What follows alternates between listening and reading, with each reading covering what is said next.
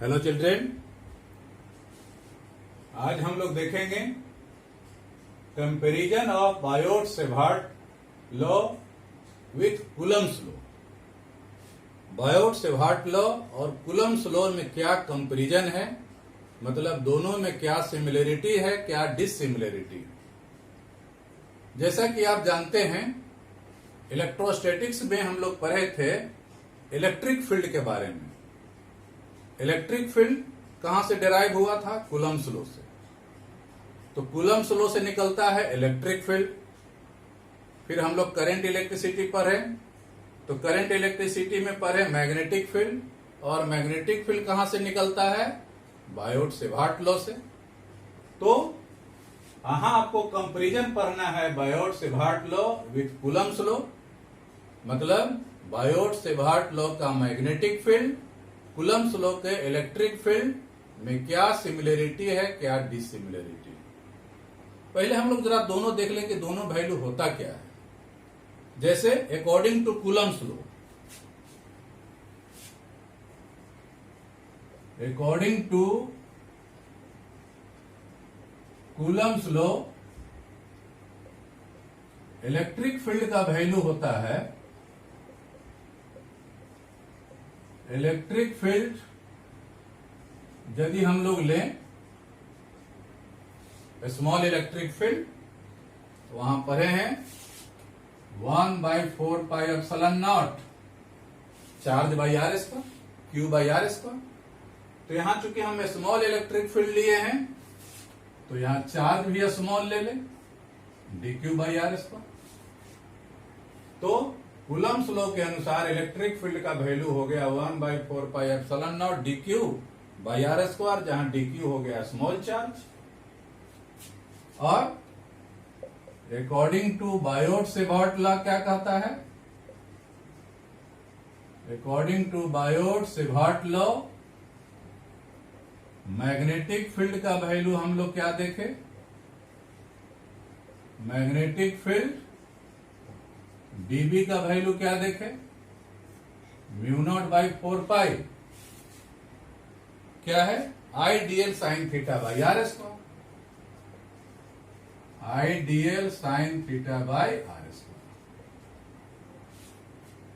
तो Coulomb's law के अनुसार इलेक्ट्रिक फील्ड का वैल्यू हो गया 1/4 pi epsilon nought dq by are square.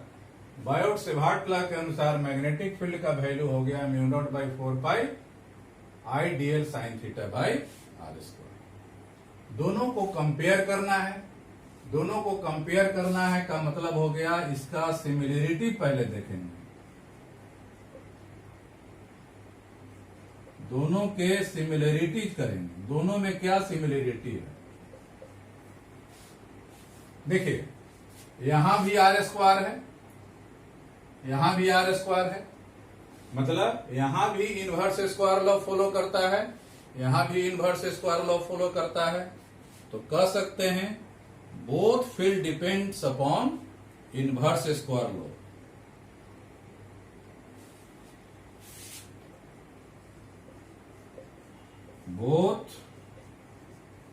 both field depends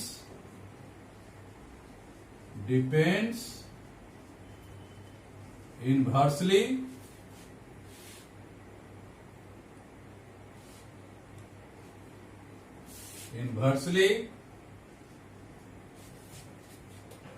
on the square of the distance,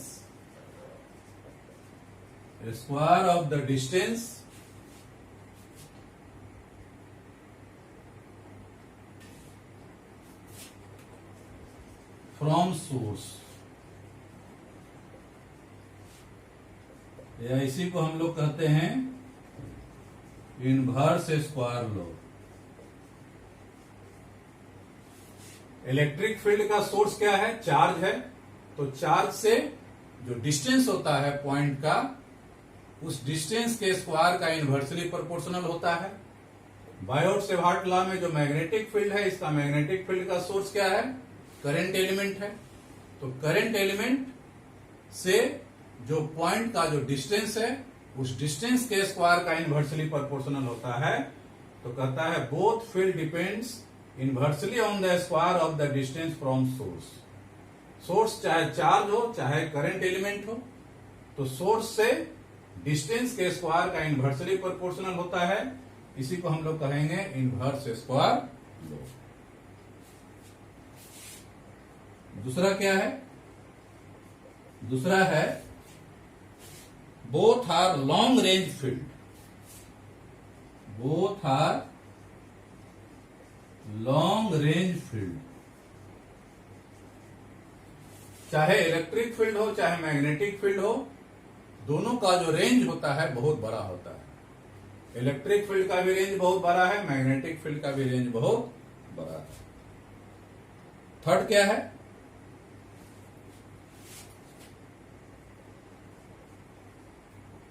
जब इलेक्ट्रिक फील्ड पढ़े थे तो वहां भी प्रिंसिपल ऑफ सुपरपोजिशन है, यहां मैग्नेटिक फील्ड में भी प्रिंसिपल ऑफ सुपरपोजिशन है।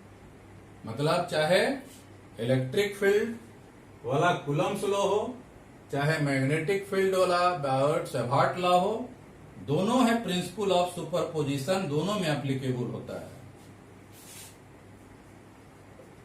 The principle of superposition, the principle of superposition is applicable to the both field।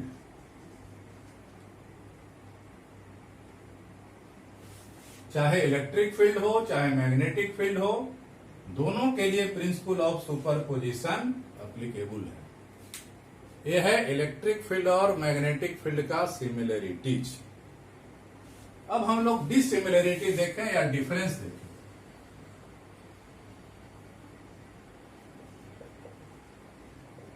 Dissimilarities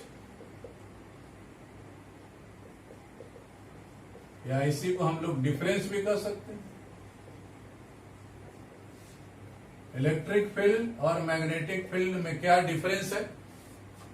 मतलब कूलम्ब्स लॉ और ये जो हम लोग देखे बायोट-सैभार्ट लॉ, इसमें क्या डिफरेंस है? तो पहला कहता है magnetic field is produced by vector source that is current element, जबकि इलेक्ट्रिक फील्ड किसके कारण है? चार्ज का सोर्स है। इलेक्ट्रिक फील्ड का सोर्स है चार्ज, जो कि स्केलर क्वांटिटी है।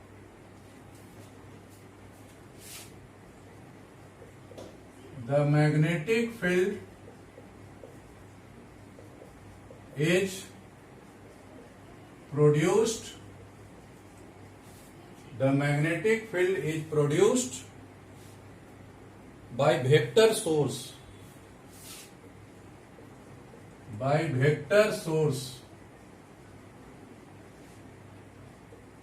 that is current element। Current element vector source है, करंट एलिमेंट वेक्टर क्वांटिटी है। तो मैग्नेटिक फील्ड का मेन सोर्स होता है करंट एलिमेंट होता है, जबकि electrostatic field the electrostatic field is produced by, electrostatic field किसके कारण प्रोड्यूस होता है? तो आप जानते हैं कि चार्ज के कारण है, जो कि स्केलर क्वांटिटी है। Produced by a scalar source that is charge। Electrostatic force, electrostatic field charge के कारण प्रोड्यूस होता है, जो कि स्केलर क्वांटिटी है। सेकेंड पॉइंट देखिए,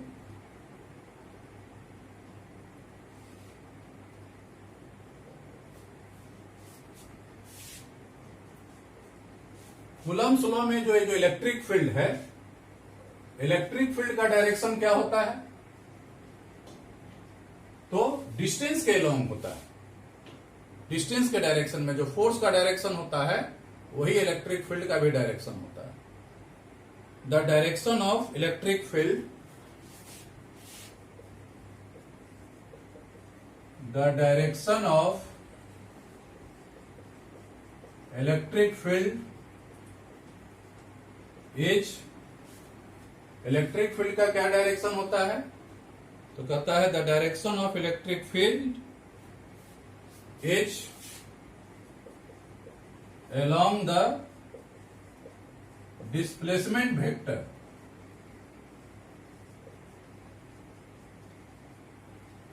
डिस्प्लेसमेंट वेक्टर मतलब आर के डायरेक्शन में, वहां आर के डायरेक्शन में डिस्टेंस डिस्प्लेसमेंट के डायरेक्शन में फोर्स लगता है और वही फोर्स के डायरेक्शन में इलेक्ट्रिक फील्ड का डायरेक्शन होता है। लेकिन मैग्नेटिक फील्ड का डायरेक्शन क्या होता है? The direction of magnetic field, इसमें क्या होता है? ये जो स्मॉल एलिमेंट है और डीएल क्रॉस आर का क्रॉस प्रोडक्ट है, मतलब दोनों का परपेंडिकुलर एलॉन्ग जेड एक्सिस होता है। तो डिस्प्लेसमेंट वेक्टर और करंट एलिमेंट के परपेंडिकुलर होता है। The direction of magnetic field is perpendicular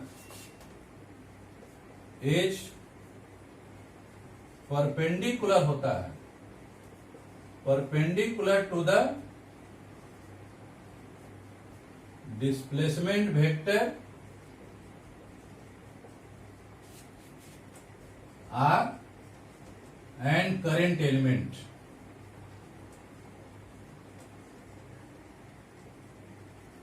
ideal displacement vector और करंट एलिमेंट के परपेंडिकुलर होता है मैग्नेटिक फील्ड का डायरेक्शन, जबकि इलेक्ट्रिक फील्ड का डायरेक्शन क्या होता है? डिस्प्लेसमेंट वेक्टर के डायरेक्शन में ही होता है, आर के ही डायरेक्शन में होता है। ये दोनों में डिफरेंस हो गया। एक और हम लोग डिफरेंस ले लें।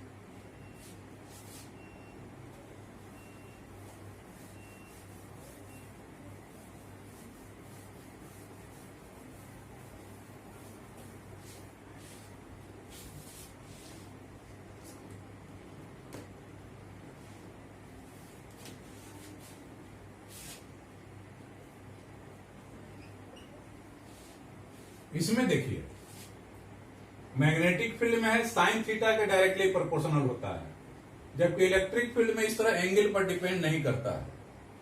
Magnetic field is proportional to the sine theta. The magnetic field is proportional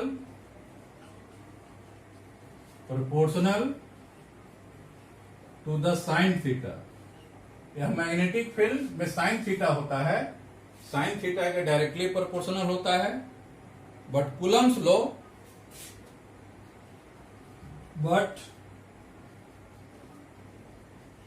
law या कहिए electric field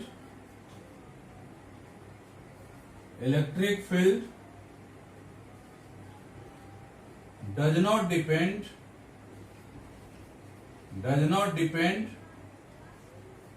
upon such quantity like sin theta। ये साइन थीटा पर डिपेंड नहीं करता है। कूलम्स लॉ हो चाहे इलेक्ट्रिक फील्ड हो, कहता है कि ये साइन थीटा या एंगल पर डिपेंड नहीं करता। तो ये हो गया मैग्नेटिक फील्ड और इलेक्ट्रिक फील्ड में क्या सिमिलरिटी है, क्या डिसिमिलरिटी है। एक चीज और यहां है, जब हम लोग कूलम्स लॉ पढ़ते हैं तो यहां एक एप्सिलॉन नॉट आता है, इसको हम लोग बोलते हैं परमिटिविटी। और जब मैग्नेटिक फील्ड बायोट सेवार्ट लॉ पढ़ते हैं तो एक टर्म आता है, इसको हम लोग कहते हैं परमिबिलिटी। क्या ये दोनों में भी कोई रिलेशन होता है? जरा हम लोग देखें, जल्दी से देखें परमिटिविटी और परमिबिलिटी में क्या रिलेशन है।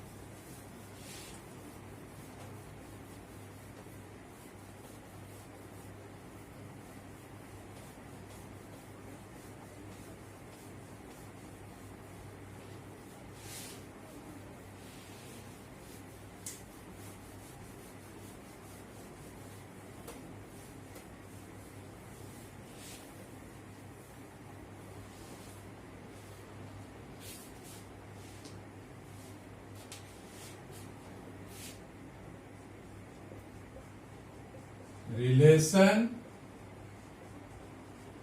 Between epsilon naught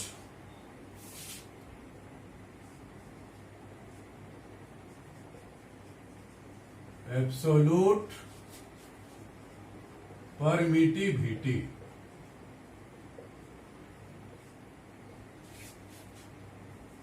mu naught absolute permeability and c speed of light. क्या रिलेशन है? एप्सिलॉन नॉट, म्यू नॉट और सी स्पीड ऑफ लाइट में क्या रिलेशन है?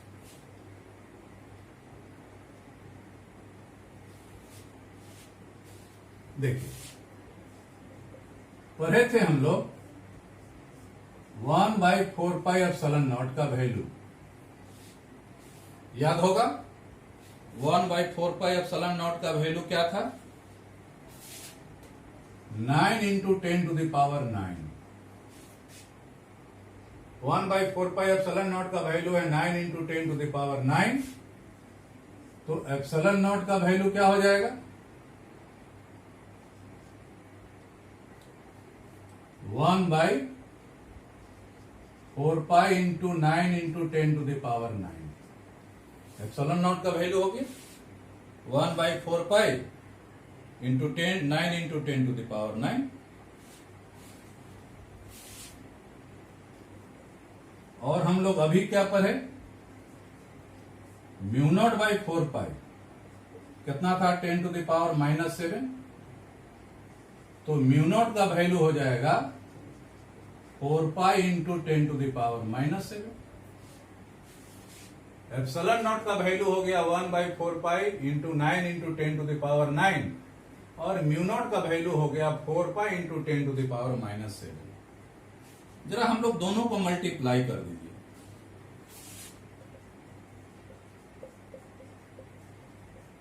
मल्टीप्लाइंग, दोनों को मल्टीप्लाई कर दीजिए। एप्सिलॉन नॉट म्यू नॉट तो क्या हो गया? 1/4 × 9 × 10⁹ मल्टीप्लाइड बाय 4 10⁻⁻7। 4 कट गया, ये क्या हो गया? 1/9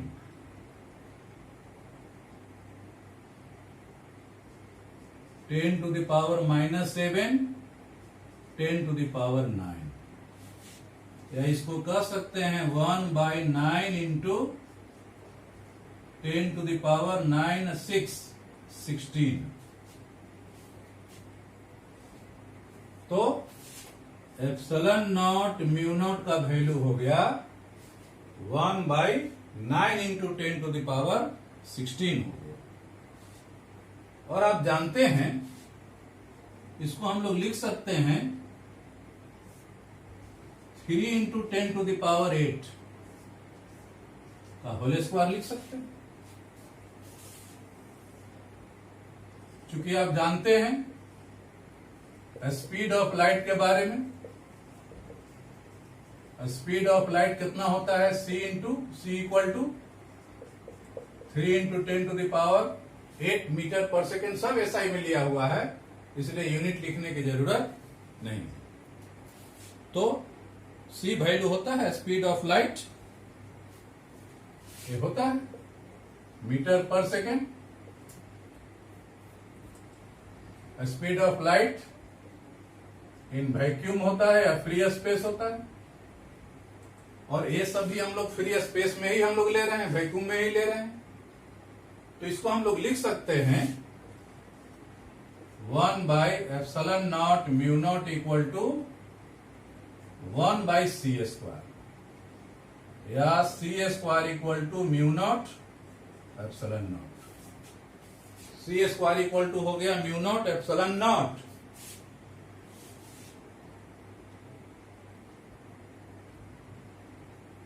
sorry,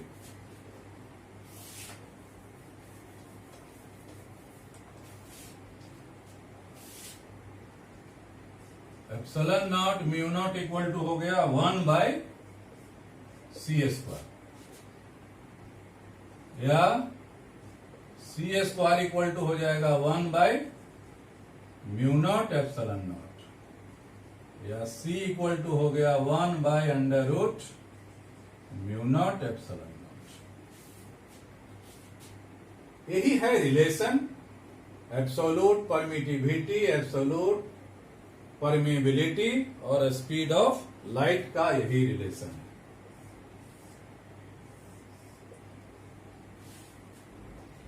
this is the required relation, this is the required relation, यही रिलेशन है absolute permittivity epsilon naught, absolute permeability mu naught और स्पीड ऑफ लाइट c में। तो ये हो गया, हम लोग देख लिए, एब्सोल्यूट सारा चीज देख लिए। नेक्स्ट क्लास में आप देखेंगे हम लोग जो मेन पढ़ रहे थे बायोट-सेभार्ट लॉ, तो बायोट-सेभार्ट लॉ के आधार पर हम लोग बहुत सारे जो होता है करंट एलिमेंट के कारण हम लोग मैग्नेटिक फील्ड का वैल्यू कैसे निकालते हैं, मतलब application of Biot Savart law. Biot Savart law का क्या एप्लीकेशन है ये हम लोग देखेंगे नेक्स्ट क्लास में। Thank you.